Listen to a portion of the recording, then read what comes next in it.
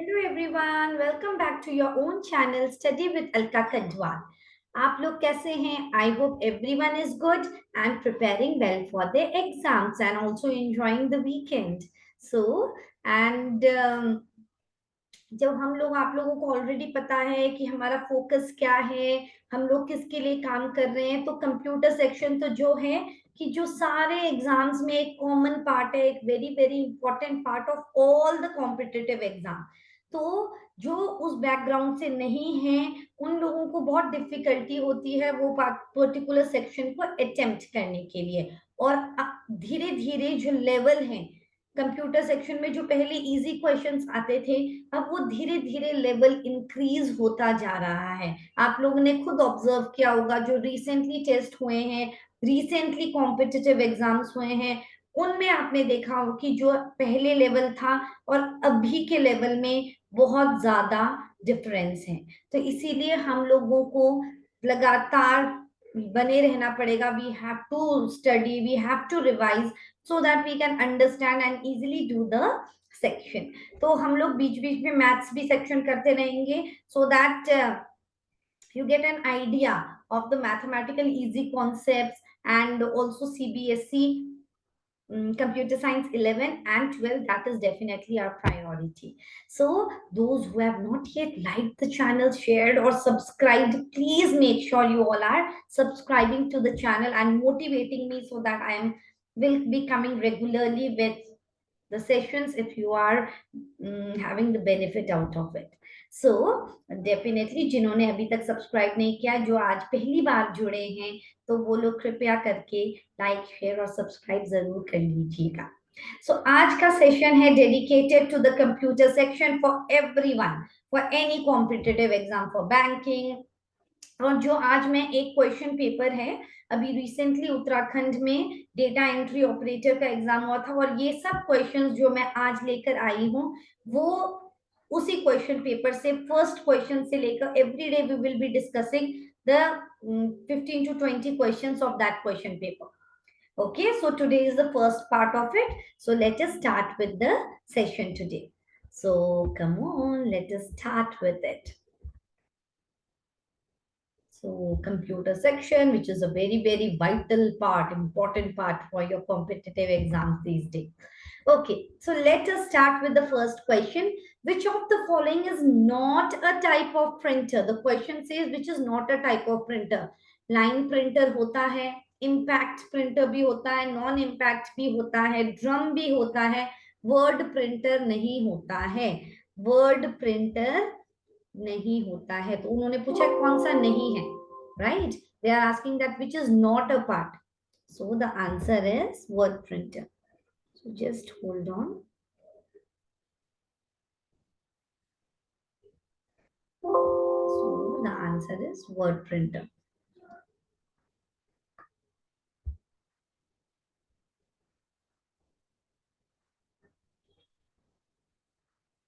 Yes, so the word printer is the answer to the question. Now let us move ahead and let us see what is there in the store for us.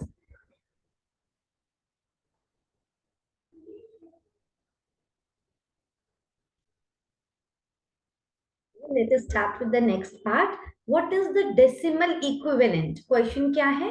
What is the decimal equivalent of the binary number 10101? 10101 क्या है? एक binary number है। अब इसको decimal में कैसे represent किया जाता है? तो इसके लिए हम लोग क्या करेंगे, जो लेफ्ट, सबसे लेफ्ट का डिजिट है वो ले लीजिए, multiplied by what is the base. हमेशा याद रखिए कि बाइनरी जो नंबर सिस्टम है उसका बेस होता है 2, the base is 2।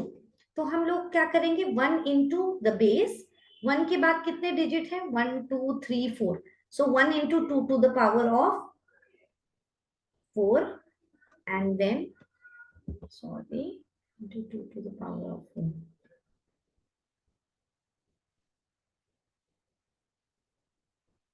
4 plus then anything multiplied with 0 is 0 only, so leave that 0।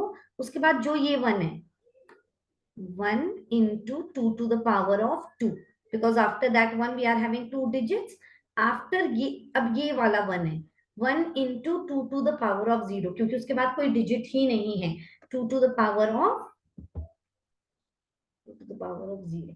So here, अब आप लोगों को एक चीज क्या याद रखनी है कि any number two the power of 0 is 1।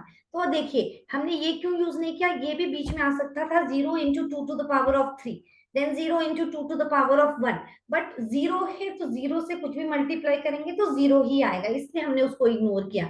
अब 2 to the power of 4, 2 to the 4, 4 to the 8, 8 to the 16, so answer is 16 plus 2 into 2, 2 to the power of 2, that is 4, plus 1 into 2 to the power of 0, any number to the power of 0 is 1।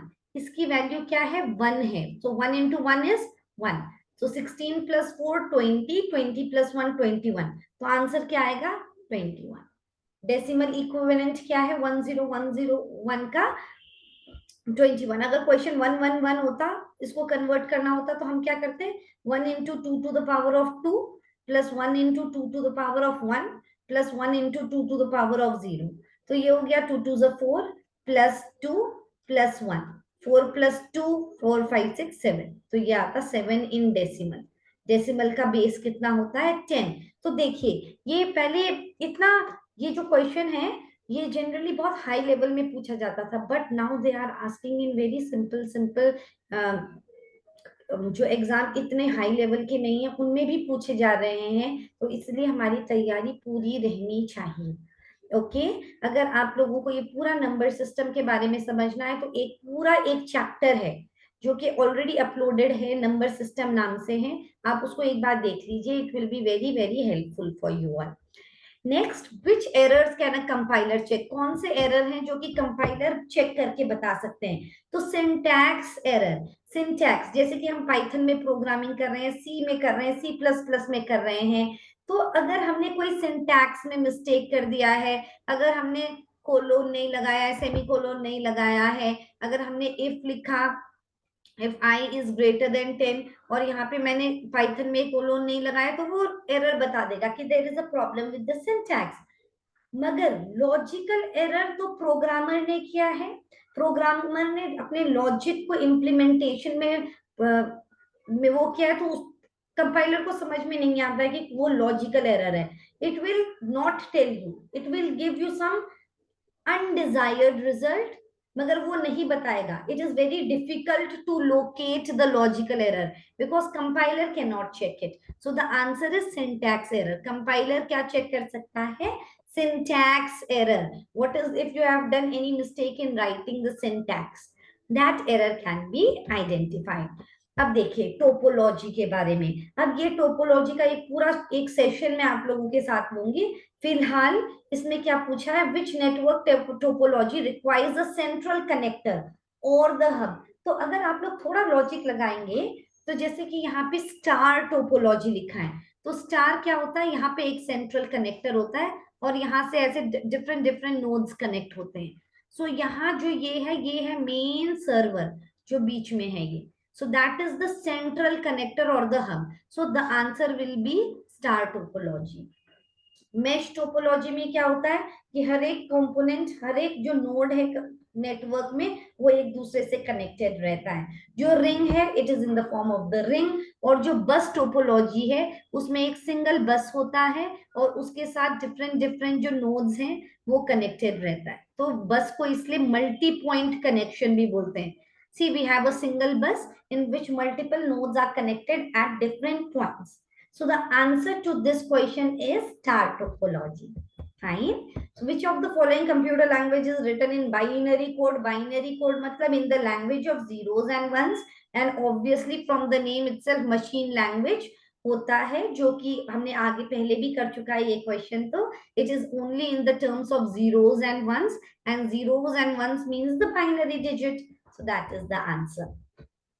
अब एक question है, communication between a computer and a keyboard.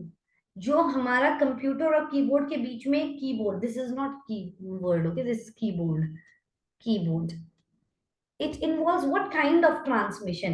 It involves simplex transmission. Now what is the simplex transmission? कि एक ही direction में transmission हो रहा है, अगर एक ही तरफ एक ही डायरेक्शन में डेटा फ्लो है तो उसको बोलते हैं सिंप्लेक्स ट्रांसमिशन। अगर हाफ ड्यूप्लेक्स मतलब क्या होता है कि दोनों तरफ से कम्युनिकेशन हो सकता है, but at a particular moment only एक तरफ से होता है। हाफ ड्यूप्लेक्स में, फुल ड्यूप्लेक्स में होता है कि दोनों sender and source they can transmit the data simultaneously.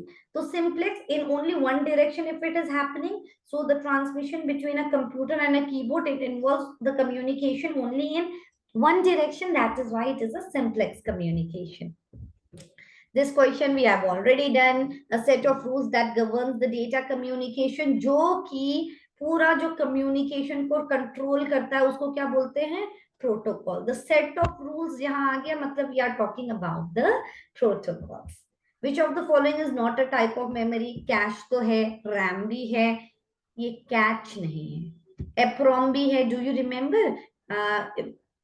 ROM के part programmable read only memory, electrical programmable read only memory, electrically erasable programmable read only memory. So these are the types of the ROM. So that is, and I will tell you the, मतलब electrical signals के साथ हम data को erase करके फिर से right कर पाए उसको एप्रोम बोलते हैं. Electrical erasable programmable read only memory में यूवी रेडिएशंस चाहिए होते हैं पहले के डेटा को इरेज करने के लिए एंड देन फिर से प्रोग्रामिंग करने के लिए.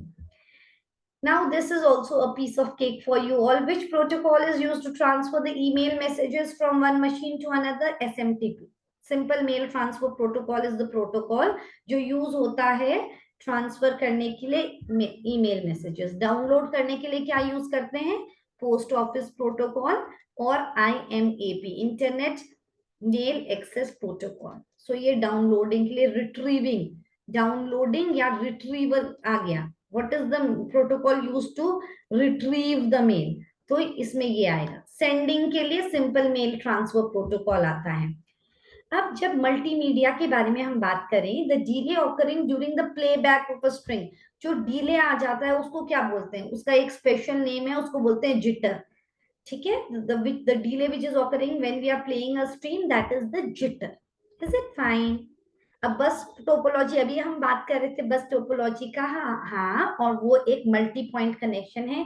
ये सारे क्वेश्चंस आ रखे हैं एग्जाम में. So all of this questions are very very important.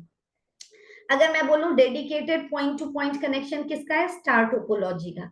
आपने देखा ना, यहाँ सेंट्रल है, इससे डेडिकेटेड है. The link is dedicated there and multi point connection is the bus topology. अब देखिए, अब हम लोग OSI मॉडल की जब बात करते हैं नेटवर्किंग में, it's a very important model.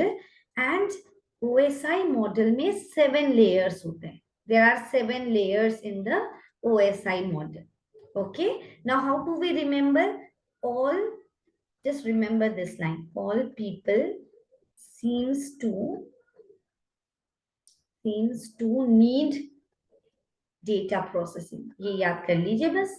All people need to process. All people seems to need data processing. तो अब हम लोग layers लिखेंगे.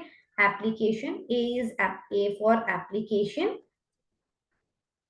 Then is presentation. Then is session layer. Then we are having transport, and then we are having network, data link, and physical. So these are the 7 layers. So this is the way you will remember the name. All people seems to need data processing. Application, presentation, session, transport, network, data link and physical layer. अब इसमें इन्होंने बोला bottom से order correct sequence कौन सा है? तो physical, data link, transport नहीं, पहले तो नेटवर्क आता है तो फर्स्ट वाला तो नहीं है. फिर आप देखो नेटवर्क, ट्रांसपोर्ट, ये भी नहीं है. Yes. So what is the answer? Physical, network, data link, network, transport, and data. No. So I think NOTA is the answer. Because see, पहले फर्स्ट वाले ऑप्शन में पहले फिजिकल दिया है, फिर डेटा लिंक दिया है, फिर यहाँ पे नेटवर्क अगर होता, नेटवर्क ट्रांसपोर्ट, और अगर हमने बात किया network and then we are talking okay इसके ऊपर ट्रांसपोर्ट है, फिर डेटा लिंक तो नीचे है। So there is a, it should be network, अगर ऐसे होता net data link then network, then it would have been the correct answer. So the answer will be NOT. तो आप लोग याद रखना टॉप से बॉटम का तो सीक्वेंस ये है। All people seems to need data processing. If they would have given you physical network transport presentation, तब वो सही होता. So that is the way you will remember it. So this is it for today's session, but we will continue this question paper. We will do all the questions.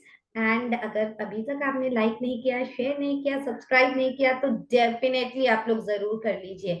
और एक बहुत congratulations to everyone, Chandrayaan 3 के लिए बहुत बहुत congratulations to everyone. It's a very, very proud moment for all of you.